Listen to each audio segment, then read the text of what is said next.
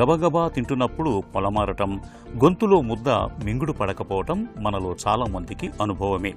ఇలాంటప్పుడు పక్కనే గ్లాసులో ఉన్న నీళ్లను తాగితే చాలు, గొంతులో అడ్డం పడ్డ అన్నం ముద్ద తేలికగా లోపలికి వెళ్ళిపోతుంది. కానీ ప్రశాంతంగా తింటున్నా ముద్దకి గొంతు పట్టేసినట్టుగా ఉంటుంటే, ముద్ద మింగటం కష్టమైతే అది ఖచ్చితంగా సమస్యే. ఆహారాన్ని నమలటం, మింగటంలో మన ప్రమేయం పెద్దగా ఉన్నట్లు అనిపించకపోవచ్చు. నిజానికి ఈ ప్రక్రియలో మన దేహంలో నాలుక నుంచి అన్నవాహిక వరకు చాలా కండరాలు, నరాల తోడ్పాటు ఉంటుంది. నోట్లో ఆహారాన్ని నమలటానికి వీలుగా పళ్ల కిందకు తోయటం దగ్గర నుంచి నమిలిన దాన్ని గొంతు వెనక భాగంలోని అన్నవాహికలోకి తోయటం వరకు నాలుక కండరాలు పనిచేస్తాయి. అక్కడ నుంచి అన్నవాహికలోని వలయాకారంలో ఉండే కండరాలు ముడుచుకుంటూ ఆహారాన్ని కడుపులోకి పంపిస్తాయి. వీటిలో ఎక్కడ సమస్య తలెత్తినా మింగటంలో ఇబ్బందులు ఎదురవుతాయి. డిస్ఫేజియాగా పిలిచే ఈ సమస్య ఏ వయసు వారిలోనైనా రావచ్చు. డిస్ఫేజియా అంటే డిఫికల్టీ ఇన్ స్వాలోయింగ్, అంటే మింగడంలో ఎప్పుడైతే మనం కష్టం ఉంటుందో అది మెడికల్ టర్మ్స్లో మనం డిస్ఫేజియా అని అంటాం. సో నార్మల్గా మన ఆహారం నోట్లో నుంచి అన్నవాహిక ద్వారా పొట్టలో వరకు చేరుకుంటుంది. దీన్ని స్వాలోయింగ్ అని అంటాం. దీనికి వేరియస్ కండరాలు కానివ్వండి, నరాలు కానివ్వండి, ఈ కోఆర్డినేషన్ వల్ల జరుగుతుందన్నమాట ఈ స్వాలోయింగ్ అనేది. ఎప్పుడైతే ఈ కోఆర్డినేషన్ మిస్ అవుతుందో ఆర్ అన్నవాహికలో ఏదన్నా ప్రాబ్లం ఉంటే కనుక మనకి డిస్ఫేజియా అనేది చూస్తూ ఉంటాం. డిస్ఫేజియా అనేది ఒక వ్యాధి లక్షణం మాత్రమే, అది వ్యాధి కాదు. సో ఇది డిఫరెంట్ డిసీజెస్లో ఒక సిమ్టమ్ అన్నమాట. అయితే ఎవరికి ఎందువల్ల ఇలా డిస్ఫేజియా వస్తుందంటే ఏ ఏజ్ వాళ్ళకైనా కూడా మనం ఈ డిస్ఫేజియా చూడొచ్చు. అప్పుడే పుట్టిన పిల్లల్లో ఈ అన్నవాహిక సరిగ్గా ఫామ్ అవ్వకపోవడం వల్ల, అంటే యూసోఫేజియల్ అట్రేసియా అంటాం దాన్ని, ఈ కండిషన్లో డిస్ఫేజియా చూస్తూ ఉంటాం అప్పుడే పుట్టిన పిల్లల్లో. ఇది చాలా ఎమర్జెన్సీగా సర్జరీ చేయాల్సిన అవసరం ఉంటుంది. ఇంకో కొంచెం ఏజ్డ్ పిల్లల్లో, వీళ్ళల్లో సడన్గా ఏదో కాయిన్స్ కానివ్వండి, లేకపోతే ఇతరత్ర పదార్థాలు, వాళ్ళు ఆడుకునే బొమ్మల్లో నుంచి ఏదన్నా టాయ్ స్ట్రక్చర్స్ కానివ్వండి, ఇవి మింగేస్తారు. అవి మింగినప్పుడు కూడా అది అన్నవాహికలో ఇరుక్కుని దానివల్ల కూడా పిల్లలకి మింగడానికి కష్టమవుతూ ఉంటుంది. ఇది కూడా ఒక ఎమర్జెన్సీ సిచ్యువేషన్. ఇంకా కొంచెం పెద్ద వయసు వాళ్ళకు వచ్చినప్పుడు, మిడిల్ ఏజ్లో చూస్తే కనుక చాలా కామన్గా మనం చూసేది GERD, అంటే గ్యాస్ట్రో యూసోఫేజియల్ రిఫ్లక్స్ డిసీజ్. కామన్గా మనం యాసిడిటీ, గ్యాస్ట్రైటిస్ అని అంటూ ఉంటాం. దీంట్లో కూడా చాలామంది గొంతులో ఏదో పట్టేసినట్టు ఉండటం, గొంతులో ఉండలాగా ఉంది అనడం, మింగడం చాలా కష్టంగా ఉందనడం చూస్తూ ఉంటాం. ఇంకా కొంచెం ఈ వయసులో ఉమెన్లో, ఎస్పెషల్లీ ఉమెన్లో మనం ఒక కండిషన్ ఉంటుంది. దీంట్లో PV సిండ్రోమ్ అంటాం, అంటే ప్లమ్మర్ విన్సన్ సిండ్రోమ్. దీంట్లో రక్తహీనత చాలా ఎక్కువగా ఉన్న ఉమెన్, వీళ్ళల్లో కూడా మింగడం చాలా కష్టంగా అనిపిస్తూ ఉంటుంది. సో వీళ్ళలో ఈ రక్తహీనత ఎప్పుడైతే మనం ట్రీట్ చేస్తామో వాళ్ళకి ఇది కూడా ట్రీట్ అయిపోతుంది అనమాట. ఇంకా కొంచెం ఓల్డర్ ఏజ్ గ్రూప్కి వస్తే కనుక ఎప్పుడైతే ఈ డిస్ఫేజియా చూస్తాం, వీళ్ళల్లో మనం సస్పెక్ట్ చేయాల్సింది క్యాన్సర్ ఆఫ్ యూసోఫేగస్. ముద్ద మింగటంలో తలెత్తే ఇబ్బంది డిస్ఫేజియా అనేది 2 రకాలుగా కనిపిస్తుంది. మొదటిది గొంతు భాగంలో వచ్చే ఓరోఫారింజియల్ డిస్ఫేజియా, రెండోది అన్నవాహికలో వచ్చే ఈసోఫేజియల్ డిస్ఫేజియా. ముద్ద మింగుడు పడకపోవటం అనేది చాలా వరకు వయసు మళ్లిన వాళ్లలో చూస్తూ ఉంటాం.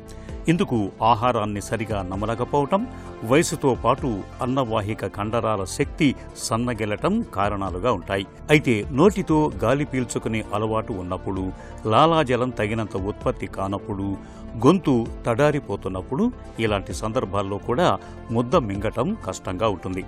ఇక గ్యాస్ట్రో ఈసోఫేజియల్ రిఫ్లక్స్ డిసీజ్ అంటే కడుపులో నుంచి ఆమ్లాలు పైకి రావటం వల్ల అన్నవాహిక టిష్యూ దెబ్బతినటం, ముడుచుకుపోయినప్పుడు కూడా మింగటం కష్టమవుతూ ఉంటుంది. రేడియేషన్ థెరపీ తీసుకున్నప్పుడు అన్నవాహిక కండరాల్లో వాపు వచ్చి అవి దెబ్బతినిపోతుంటాయి.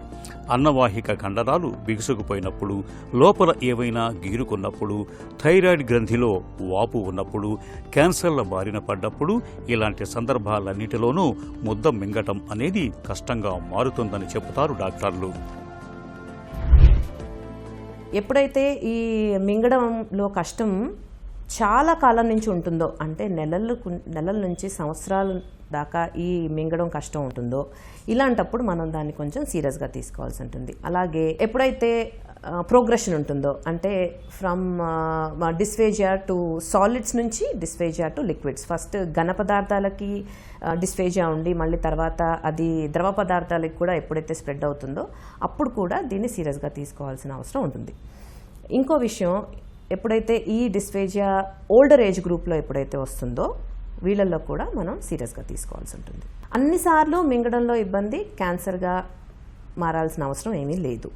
కాకపోతే ఎప్పుడైతే మింగడంలో ఇబ్బంది ఓల్డర్ ఏజ్ గ్రూప్లో ఉంటుందో, ప్లస్ ఎప్పుడైతే ఈ మింగడంలో ఇబ్బందితో పాటు లాస్ ఆఫ్ వెయిట్, అంటే వెయిట్ తగ్గిపోవటం, ప్లస్ లాస్ ఆఫ్ అపెటైట్, ఆకలి వేయకపోవటం, ఇలాంటి అసోసియేటెడ్ సిమ్టమ్స్ ఉన్నప్పుడు కూడా ఇది మనం క్యాన్సర్ అని అనుకోవచ్చు. డిస్ఫేజియాతో బాధపడుతున్నప్పుడు ముద్ద మింగటంలో ఇబ్బందితో పాటు గొంతులో నొప్పిగా ఉంటుంది. మింగుతున్నప్పుడు గొంతు, ఛాతీ భాగాల్లో ఏదో అడ్డుగా ఉన్న భావన కలుగుతూ ఉంటుంది. ముద్ద మధ్యలో ఆగిపోయినట్లుగా అనిపిస్తుంది. ఆహారపు తొనకలు, ద్రవాలు తిరిగి గొంతులోకి వస్తూ ఉంటాయి. తరచుగా ఛాతీలో మంటగా ఉంటుంది. డిస్ఫేజియా సమస్య ముదిరే కొద్దీ బరువు తగ్గిపోవటం, రక్తహీనత సమస్యలు మొదలవుతాయి. ఈ లక్షణాలు కనిపిస్తున్నప్పుడు endoscopic, barium x ray, oesophageal manometry పరీక్షలు చేయటం ద్వారా మింగటంలో ఇబ్బందిని తెచ్చిపెడుతున్న మూల కారణాన్ని చాలా వరకు పసిగట్టవచ్చు. కారణాన్ని సకాలంలో పసిగడితే డిస్ఫేజియా సమస్యకు చక్కగా చికిత్స చేయొచ్చు. అన్నవాహిక సన్నబడినట్లయితే ఎండోస్కోపిక్ బెలూన్ డైలేషన్ ద్వారా రక్తనాళాల ద్వారా మార్గాన్ని వెడల్పు చేస్తారు. అకలేసియా కార్డియా ఉన్నవారికి బొటాక్స్ ఇంజెక్షన్లు లేదా ఎండోస్కోపిక్ సర్జరీ పద్ధతి అయిన పోయం ద్వారా శాశ్వత ఉపశమనం కలిగిస్తారు. నాడీ సమస్యల వల్ల వచ్చే డిస్ఫేజియా ఉన్నవారికి ప్రత్యేక సాల్వోయింగ్ థెరపీ ద్వారా గొంతు కండరాలకు శిక్షణ ఇస్తారు. సో ఫస్ట్ మెయిన్ ఇంపార్టెంట్ ఈ మన డిస్ఫేజియా నిర్ధారణకి ఫస్ట్ ఇంపార్టెంట్ హిస్టరీ అండి. సో హిస్టరీలో మనం వాళ్ళని అడగాల్సింది, వాళ్ళకి సాలిడ్స్ మింగడానికి కష్టంగా ఉందా, లిక్విడ్స్ మింగడానికి కష్టంగా ఉందా, లేకపోతే ఎన్ని రోజుల నుంచి ఉంది, అసోసియేటెడ్ సిమ్టమ్స్ ఏమన్నా ఉన్నాయా, ఇవన్నీ మనం ఫస్ట్ కనుక్కోవాల్సి ఉంటుంది. దీంతోపాటు ఫస్ట్ ఇంపార్టెంట్ ఇన్వెస్టిగేషన్ ఎండోస్కోపీ. ఈ ఎండోస్కోపీలో మనం అన్నవాహికలో ఎలా ఉంది, స్ట్రిక్చర్స్ ఏమన్నా ఫామ్ అయినాయా, అంటే ఎక్కడన్నా అడ్డుకుంటుందా, లేకపోతే ఎక్కడన్నా అల్సర్స్ ఉన్నాయా, ఏదన్నా గ్రోత్ ఉందా, ఇలాంటివన్నీ కూడా మనం చూడొచ్చు. దీని తర్వాత ఎప్పుడైతే మనం జీఈఆర్డి అంటే యాసిడిటీ కానీ గ్యాస్ట్రైటిస్ కానీ సస్పెక్ట్ చేస్తామో వీళ్ళల్లో మనం 24 hour pH మానిటరింగ్ కానివ్వండి, మానోమెట్రీ అని ఇంకొక పరీక్ష కానివ్వండి, ఇలాంటివన్నీ చేయాల్సి ఉంటుంది. So again dysphasia as such మనం ట్రీట్ చేయమండి. డిస్ఫేజియాకి కారణమైన ప్రాబ్లమ్ని మనం ట్రీట్ చేస్తాం. డిస్ఫేజియా అనేది ఓన్లీ ఒక సిమ్టమ్ మాత్రమే. సో దీంట్లో ఇందాక మనం చెప్పుకున్నట్టు చిన్న పిల్లల్లో ఎప్పుడైతే ఫారెన్ బాడీస్ ఇలా మింగుతారో వాళ్ళల్లో ఎమర్జెన్సీగా మనం ఒక సర్జికల్ ప్రొసీజర్ చేయాల్సి ఉంటుంది, రిజిడ్ యూసోఫెగోస్కోపీ అని. అది చేసి ఆ ఫారెన్ బాడీ ఏదైతే పదార్థం లోపల మింగుంటారో అది తీసేయటం చేయాలన్నమాట. కొంచెం మిడిల్ ఏజ్ గ్రూప్లో ఎప్పుడైతే ఈ జీఆర్డి అని ఈ గ్యాస్ట్రైటిస్ యాసిడిటీ మనం చూస్తామో వీళ్ళల్లో లైఫ్ స్టైల్ చేంజెస్ చాలా ఇంపార్టెంట్. సో టైంకి ఫుడ్ తీసుకోవటం కానివ్వండి, coffee, tea and aerated drinks ఇవన్నీ మానేయటం తీసుకోకుండా, ప్లస్ నైట్ మీల్ ఒకటి వెరీ లైట్ మీల్ తీసుకోవటం, నైట్ మీల్కి అండ్ బెడ్ టైంకి అట్లీస్ట్ 2 hours గ్యాప్ ఉండటం, ఇలాంటి ప్రికాషన్స్ లైఫ్ స్టైల్ చేంజెస్ వాళ్ళు చేస్తే కనుక అలాంగ్ విత్ వీటితో పాటుగా మనం యాంటాసిడ్స్ ఈ మెడికేషన్స్ అవి ఇస్తూ ఉంటే కనుక అది కంట్రోల్ అయిపోతుంది. ఇంకా కొంచెం ఈ ఉమెన్లో ఎప్పుడైతే మనం పీవీ సిండ్రోమ్ అని చూస్తామో దీంట్లో వీళ్ళకి హిమోగ్లోబిన్ పర్సెంటేజ్ అనేది మనం పెంచగలిగితే ఆటోమేటిక్గా ఇది తగ్గిపోతుంది అనమాట.